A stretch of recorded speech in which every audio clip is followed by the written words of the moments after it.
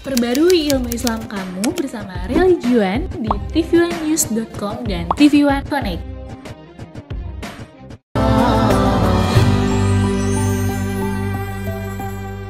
Bismillahirrahmanirrahim. Alhamdulillah wassalatu wassalamu ala sayyidina Rasulillah Sayyidina Muhammad ibn Abdullah wa ala alihi wa sahbihi wa mawalah wa la hawla wa la quwata illa billah.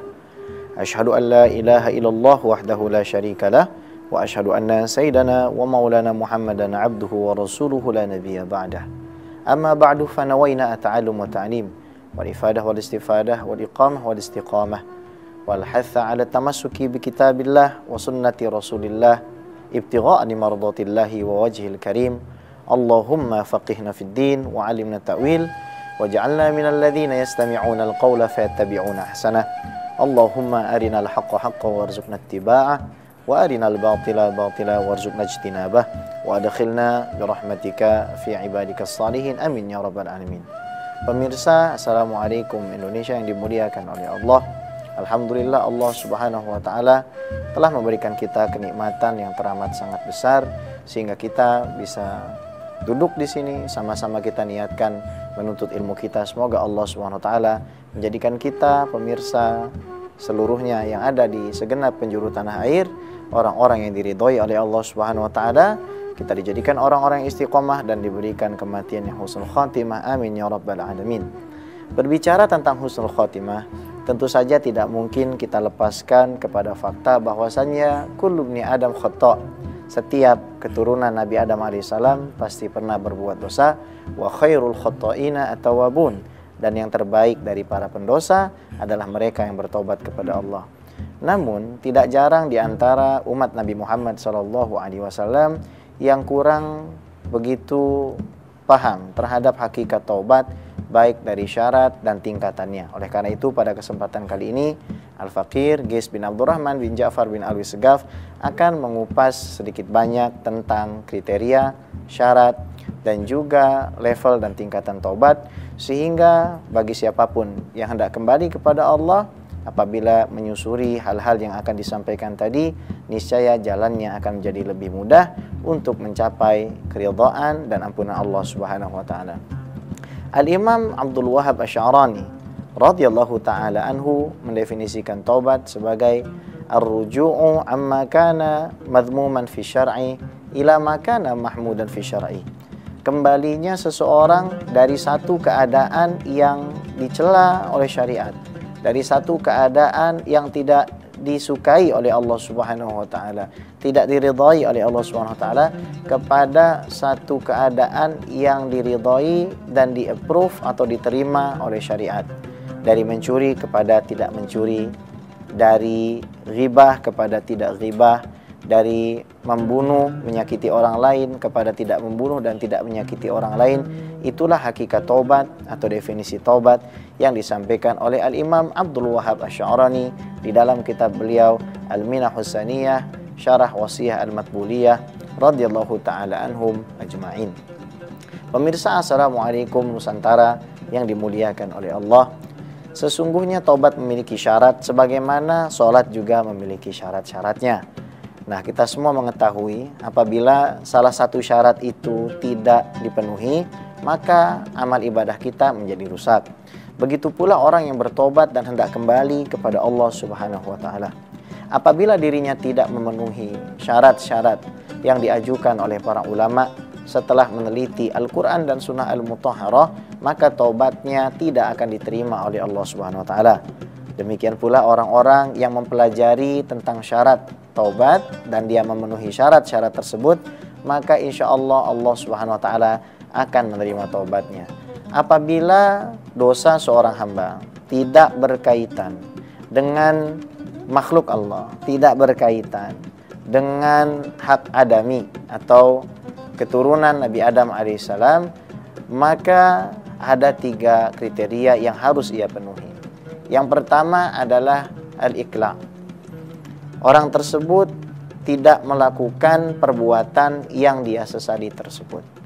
Misalkan sebelumnya dia mencuri, maka dia tinggalkan aktivitasnya tersebut. Misalkan sebelumnya dia berzina, maka dia tinggalkan aktivitas zinanya tersebut. Yang kedua adalah an-nadam, yaitu menyesal. Menyesal ini bisa kita berikan ilustrasi, ada orang yang pernah menyakiti, berghibah, membunuh, mencuri, dan mengambil hak orang lain secara tidak hak. Akhirnya dirinya bertobat kepada Allah dan menyesali perbuatannya dengan catatan orang tersebut tidak merasakan senang. Orang tersebut tidak merasakan nikmat dari apa yang sudah dia perbuat dari dosa-dosa kepada Allah Subhanahu wa taala. Apabila kita pernah melakukan satu maksiat kepada Allah, lantas kita di dalam hari-hari kita terkadang terngiang kembali atas apa yang sudah kita perbuat, lalu timbul perasaan senang, walau sedikit saja. Sedikit saja kita merasa bahagia, senang dan nikmat atas korupsi kita, atas nauzubillah perbuatan maksiat yang kita lakukan, maka taubat kita artinya belum diterima oleh Allah Subhanahu wa taala. Adapun syarat yang ketiga, bagi orang yang hendak bertobat dari dosanya kepada Allah Subhanahu wa taala adalah dia berjanji agar dia tidak pernah melakukan perbuatannya tersebut selama-lamanya. Menyesal, meninggalkan perbuatan tersebut, dan berjanji untuk tidak pernah mengulanginya. Apabila kita lakukan 3 hal ini, maka insya Allah dosa-dosa kita kepada Allah akan diampuni. Insya Allah kita akan kembali setelah yang satu ini.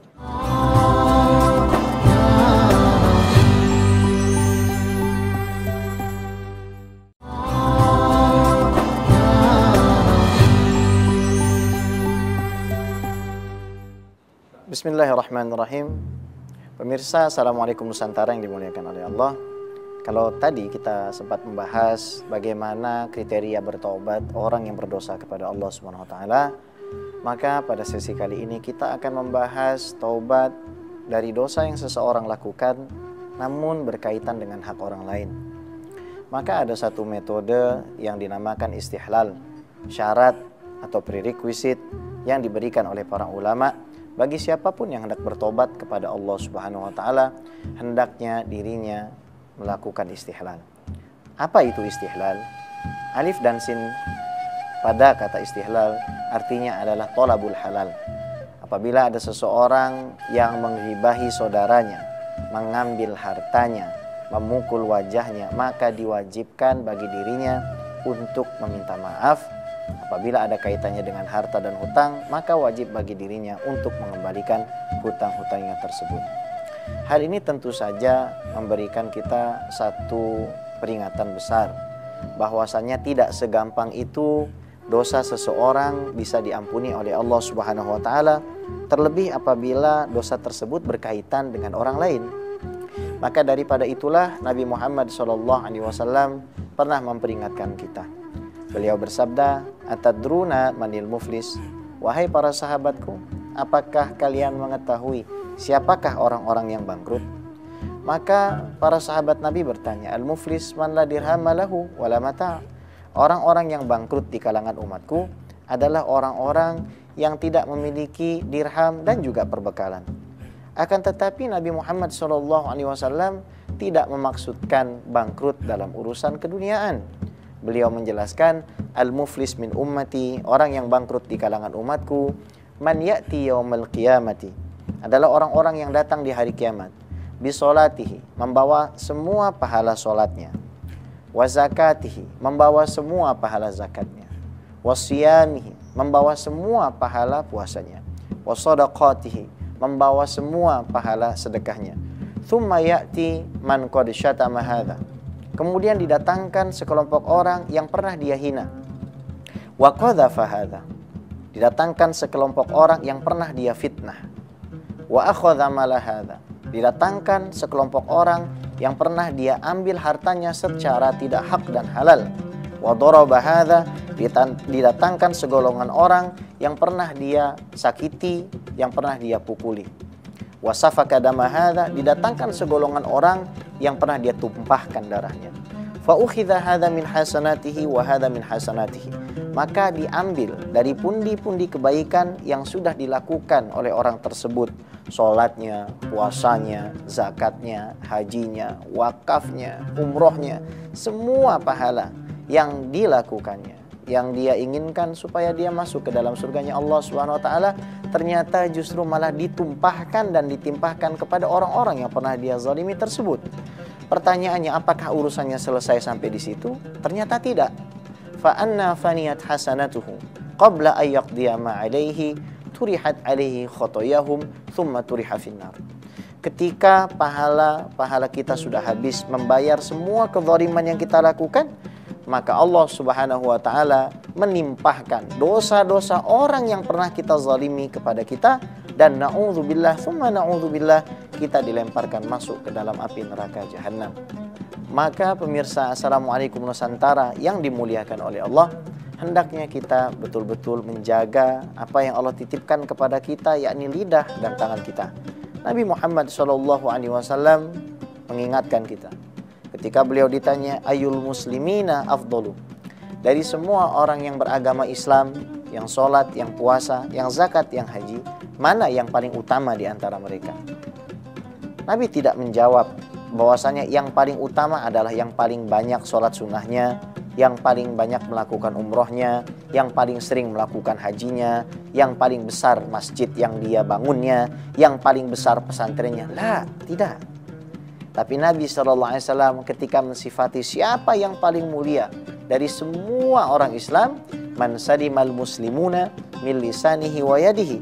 Ternyata orang yang paling mulia di sisi Allah dan Rasulullah SAW adalah mereka yang paling sedikit menyakiti orang lain, paling sedikit menzalimi orang lain dengan lisan dan juga dengan tangannya.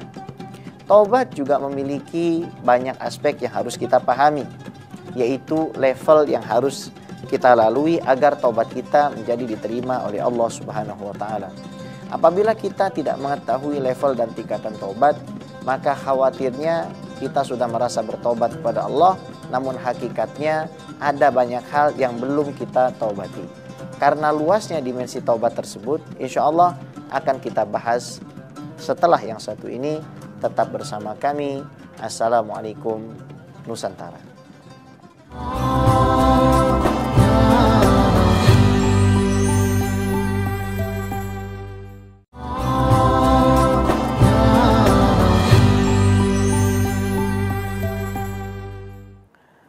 Pemirsa yang dimuliakan oleh Allah Subhanahu wa taala, kalau kita tadi sudah membahas syarat-syarat taubat yang mana tidak boleh kita lalaikan kalau kita mau bertobat kepada Allah, maka pada segmen kali ini kita akan membahas tingkatan dari taubat tersebut. Al-Imam Abdul Wahab Asy-Sya'rani membagi tingkatan taubat menjadi 8 level. Yang pertama adalah at-taubatu minal kabair, taubat dari dosa besar. Yang kedua adalah at-taubah minas shaghair, taubat dari dosa kecil. Yang ketiga, at-taubah minal makruhat, taubat dari hal-hal yang dimakruhkan oleh syara. Yang keempat, at-taubah min khilafil aula min rayatil hasanah, taubat dari menyelisihi sesuatu yang diutamakan oleh syariat. Sesuatu yang diutamakan ini berbeda dengan yang makruh, sebagaimana akan kita jelaskan nanti. Kemudian yang kelima, at-taubah min rayatin annahu sara ma'dudan minal fuqara, taubat dari merasa bahwasanya dirinya sudah dekat dengan Allah Subhanahu wa taala. Kemudian yang keenam, at-taubah min rayatin annahu qad sadaqa fi taubatih, taubat dari anggapan bahwasanya dirinya memang sudah termasuk orang-orang yang bertobat dan taubatnya sudah diterima. Ini berbahaya juga. Kemudian yang ketujuh, at-taubah an kulli khatirin yakhturu lahu mimma la yurdillah azza wa jalla, taubat dari segala sesuatu yang terbesit dan terdetik di dalam hati serta pikiran kita dari apapun yang tidak mendatangkan keridhaan Allah Subhanahu wa taala. Sementara level dan tingkatan terakhir daripada taubat ini adalah taubatnya para arifin, at-taubah kullama ghafala an dzikrillahi tarfata ain, taubat dari lupa mengingat Allah Subhanahu wa taala meskipun hanya sekejap mata saja. Mari kita telisik satu persatu dari tingkatan taubat ini. Yang pertama adalah at-taubah minal kabair, taubat dari dosa besar. Tentu saja ini membutuhkan diskusi yang panjang dan waktu yang tidak sedikit. Karena dosa besar tidak terbatas kepada 7 macam atau beberapa macam saja. Al-Imam Adz-Dzahabi Syamsuddin radhiyallahu taala anhu memiliki satu kitab yang namanya Kitab Al-Kabair, di mana di dalam kitab itu beliau mengkompilasikan puluhan dosa-dosa besar. Akan tetapi karena keterbatasan waktu, maka kita akan membahas 7 dari dosa besar yang disebutkan oleh baginda Nabi besar Muhammad SAW. Nabi Muhammad SAW bersabda, ijtanibus sab'al mubiqat. Wahai umatku, jauhilah, hati-hatilah dirimu dari 7 dosa besar yang dapat membinasakan dirimu. Yang pertama adalah asyirku billah, syirik kepada Allah. Yang kedua as-sihru, yaitu melakukan praktek sihir. Yang ketiga wa qatlun nafsil lati harramallahu illa bil haqq, membunuh nyawa yang tidak bersalah. Wa aklur riba, memakan harta riba. Wa aklu malil yatim, memakan harta anak yatim. Wa tawalli yaumaz zahaf, kabur dari perang. Wa qadhful muhsanatil mu'minatil ghafilat, yang terakhir adalah menuduh wanita yang beriman baik-baik, afifah, orang yang menjaga kehormatannya, berzina. Asyirku billah, syirik kepada Allah. Apa yang dimaksud berbuat syirik kepada Allah Subhanahu wa taala? Al-Imam As-Sanusi radhiyallahu taala anhu, di dalam kitab beliau Syarhul Muqaddimat, membagi kriteria syirik menjadi 6 pokok bagian. Yang pertama adalah syirkul istiqlal, syirik independen, karena istiqlal artinya independen. Apa maksud dari syirkul istiqlal ini? Syirkul istiqlal maknanya seseorang menjadikan selain Allah Subhanahu wa taala dari zat, dari benda dan lain sebagainya di dalam posisi yang seimbang dengan Allah fin naf'i wad dar. Di dalam memberikan manfaat ataupun memberikan mudarat, ada zat yang juga sama kuat dengan Allah. Al-Imam As-Sanusi memberikan contoh wa hadza syirkul majus. Al-Imam As-Sanusi memberikan contoh orang-orang Majusi yang memiliki 2 Tuhan. Karena orang-orang Persia dahulu menyembah Tuhan, yang pertama adalah Tuhan Ahura Mazda. Ahura Mazda artinya infinite light. Mereka menyembah Tuhan yang dianggapnya menciptakan semua kebaikan tapi tidak mampu menciptakan keburukan. Ada juga Tuhan yang kedua namanya Ahruman, yaitu infinite darkness atau kegelapan yang tidak ada ujung dan akhirnya. Infinite light dan infinite darkness atau cahaya yang abadi dengan kegelapan yang abadi ini terus berseteru. Nah, disinilah mereka jatuh ke dalam kesyirikan, yaitu menganggap ada entitas lain yang mampu untuk menciptakan selain Allah Subhanahu wa taala. Aliran seperti yang dianut oleh orang-orang Persia ini akhirnya masuk juga ke dalam pemikiran orang-orang Islam seperti Mu'tazilah, seperti Qadariyah, sehingga Nabi Muhammad SAW bersabda, Al-Qadariyah majusu hadhil ummah. Sesungguhnya orang-orang Qadariyah adalah majusinya umat ini karena meyakini ada 2 entitas penciptaan. Mungkin ada orang bertanya, apakah mungkin Allah menciptakan keburukan? Kita jawab, Allah Subhanahu wa taala menciptakan segala sesuatunya. Ditegaskan di dalam Al-Qur'an, Allah Subhanahu wa taala berfirman, ata'buduna ma tanhitun wallahu khalaqakum wa ma ta'malun. Are you worshiping what your hands are creating when Allah Subhanahu wa taala created you and your action? Apakah kamu menyembah apa yang tanganmu bikin, yang tanganmu buat, padahal Allah Subhanahu wa taala yang menciptakan dirimu dan perbuatanmu? Maka tidak boleh kita mengatakan Allah Subhanahu wa taala hanya menciptakan kebaikan. Namun bagi orang yang sulit memahami, akan saya berikan satu ilustrasi yang sangat sederhana. Bagaimana pendapat Anda tentang orang yang mendapatkan ujian sakit gigi? Apakah sakit gigi itu baik atau buruk? Tentu bagi orang yang sakit gigi mengatakan ini sesuatu yang buruk. Namun pernahkah Anda melihat perspektif dokter gigi? Pernahkah Anda melihat perspektif seorang dokter ketika didatangi pasiennya?